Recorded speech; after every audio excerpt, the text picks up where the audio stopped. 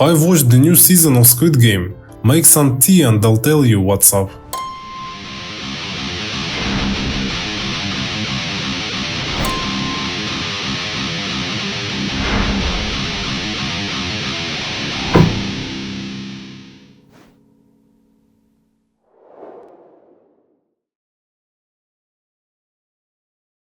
(2008). A guy sits in manga cafe, reading such manga as Battle Royale, Kaiji and Liar Game. He comes up with an interesting idea to write a story where people who are financially broke like him play seemingly child games, but with adult consequences.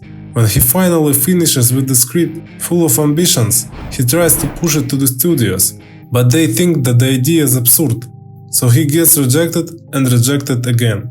He sells his laptop to pay for the rent. Sooner, he forgets about the idea for a decade. But in 2018, after a blow-up of Spanish show with a similar story of not getting popularity at home, a streaming company Netflix decides to pick up foreign, out-of-the-box and interesting projects for production, and gives round 6, renamed Squid Game, the green light. 456 people of different races, ages and genders, who for one reason or another are heavily indebted and living in poverty, are invited by a mystery stranger who likes to slap people on the streets to go to a private island, where they will participate in 6 children's games with a prize pool of 45.6 billion won. They think it's easy peasy. Just play some games, win, and all of your struggles are ended. But the catch is that these games are not the same from Mr. Beast videos. Losing there equals brutal death, and viewers are filthy rich people called weeps who are enjoying watching the modern gladiators. One might wonder, how could a show like this run out of the interest? We'll talk about this a bit later. The idea is far from new, right? We've seen it before in the same 2008 in Death Race, where a group of people from the lower social class fight for their lives for the amusement of the audience.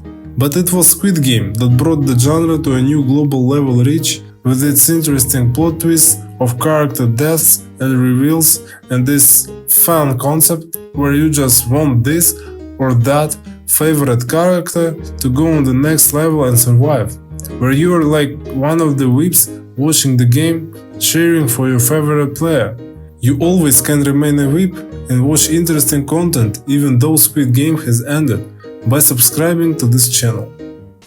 And I understand why they wanted to make the 3rd season a separate one and not a part of the 2nd, but to make us wait half a year for literally the next episode from the same moment where it ended wasn't pleasant. How did Squid Game go from an offbeat project about the misery of the poverty in Korea, on the level of the Bong Joon-ho's masterpiece Parasite, to these later seasons? If the first season gone viral because of the new concept for many people and TikToks with edits to Lisa's songs Dollar Bills, season 2 and 3, although they were highly expected as a sequel of such massively popular show, everyone was aware that the same level would be extremely difficult to keep. If in the first season each plot point felt like something reasonable and logical, the characters didn't feel clumsy and their actions made sense, then from about the second half of season 2 everything went down. It's turned from a multi-layered dystopia into an action flick with moments clearly made for YouTube Shorts. 창피하지도 않아?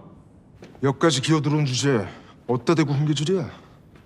아저씨, 밖에 나가서 함부로 나불대지 말고 집에 가서 아저씨 자식 새끼나 잘 키워. What did you say, nigga?